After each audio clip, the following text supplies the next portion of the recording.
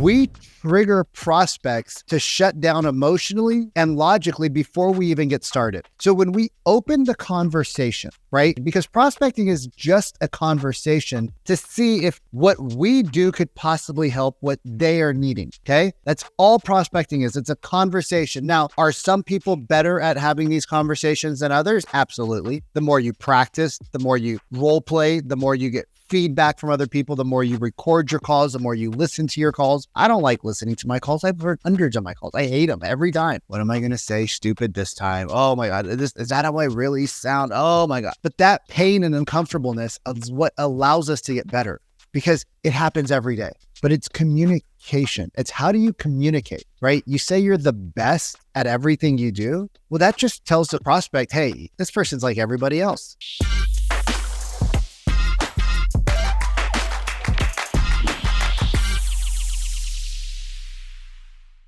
Been talking with a lot of real estate agents over the last couple of weeks, and a lot of agents are struggling with booking appointments because they don't know what they're saying. That causes the prospect to say things like, hey, we're not interested. We're just looking. Hey, we're thinking about the market. Hey, we want to sell, but we don't want to sell now because we want to see what happens with interest rates, or we want to see what happens with this or that, or all these things. And what we need to learn really quickly, right? What we need to learn is that our sales process is not about us telling the prospect everything we do. Now, I've talked to thousands of real estate agents in my life, and I've heard thousands of real estate agent pitches, and I've seen what they say. And what a lot of agents talk about is their company. Oh, my company did this. My company, I sold this much. I sold that much. Well, how's any of that relevant to the prospect? Right? How is your company stats relevant to the prospect? And or do you think your prospect hasn't done any research on you or your company? Right? The social world that we live in, right? The internet world that we live in allows your prospect to get to know you prior to you coming over. So oftentimes prospects will know what company you're with, some of your basic stats. They know enough about you from what they saw online that when you walk in and the first thing you say is, oh, well, let me tell you about my company, right? Like in our presentations, the first page that we turn to is about us. Well, why? Have you ever stopped and actually asked, why do we talk about ourselves up front? And a lot of people will say, put it in the chat. Like, why do we talk about ourselves up front? Put it in the chat, right? Leave a comment. Why do we talk about ourselves?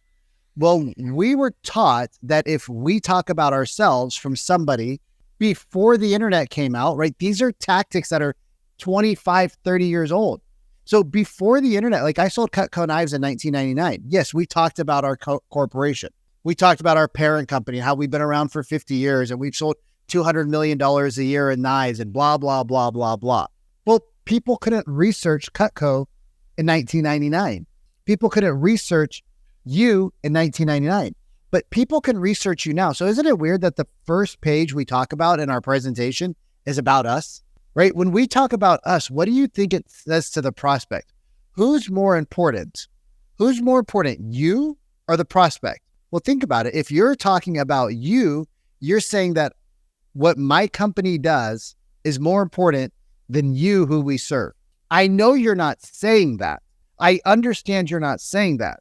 But you are saying that with the words that come out of your mouth. We have triggered prospects before we even get into our close, right? Have you ever started talking about your company and people are like, I don't really care.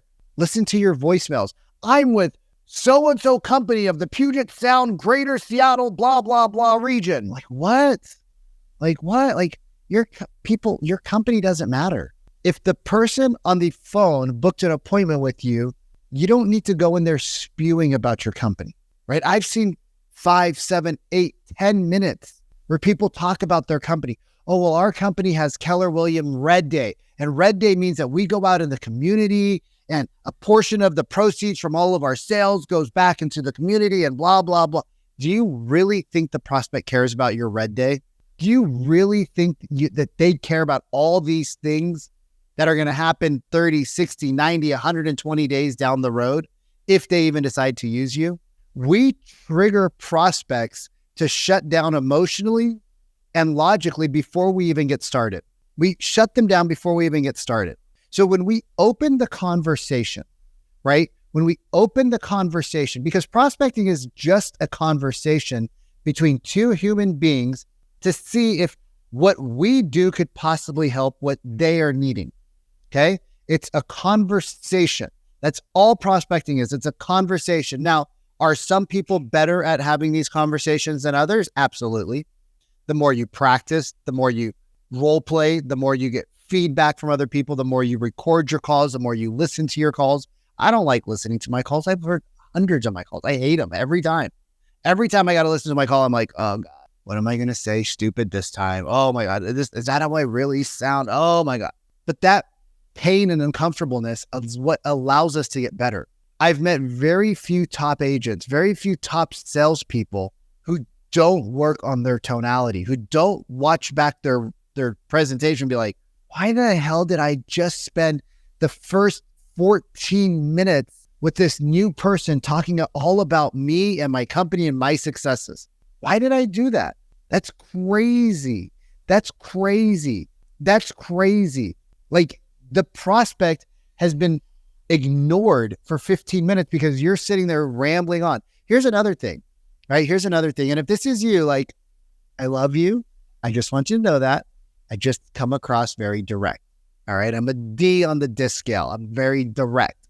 All right. No, I'm not a dick. I'm direct. All right, y'all, please. When you call somebody, right, and we spend 5-10 minutes, right, in the presentation going over the company. And why am I talking about this so much? Because it happens every day. And you say, we have the best service. Do me a favor. If you have ever said the best service, just honestly raise your hand and say, I've said the best service, right? Because you were at a conference and you saw somebody on stage say you're the best. Well, have you ever met somebody that says that they're the second, third, fourth, fifth? Hey, I'm number 77 in the service department out of 3,000 real estate agents. So I'm doing pretty good. No, you always say, right? It's chuckle. Like, I know you're laughing. You're like, oh my God, I say that.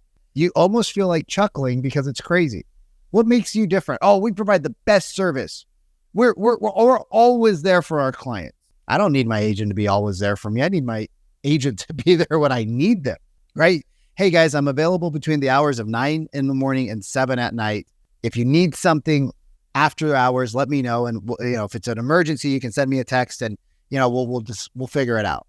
Otherwise, I normally take my calls from 9 to 6, right? You set a boundary, but it's communication. It's how do you communicate, right? You say you're the best at everything you do. Well, that just tells the prospect, hey, this person's like everybody else. If you say the same thing, the same way that all salespeople say in your industry, the same way that everybody who gets hung up on says, guess what? You are going to have the same results.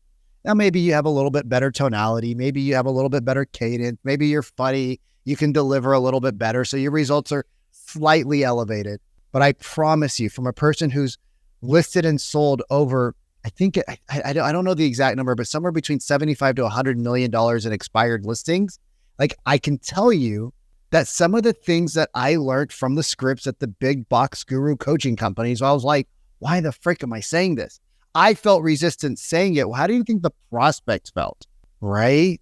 So if you guys want to learn a little bit more about what I do and how I teach my clients inside of the Real Estate Sales Academy, how to win more listings, how to find motivated buyers, how to ask questions which don't trigger, right, sales resistance from the prospect or have them hang up on you or not show up to your meetings or tell you you're busy, call me back.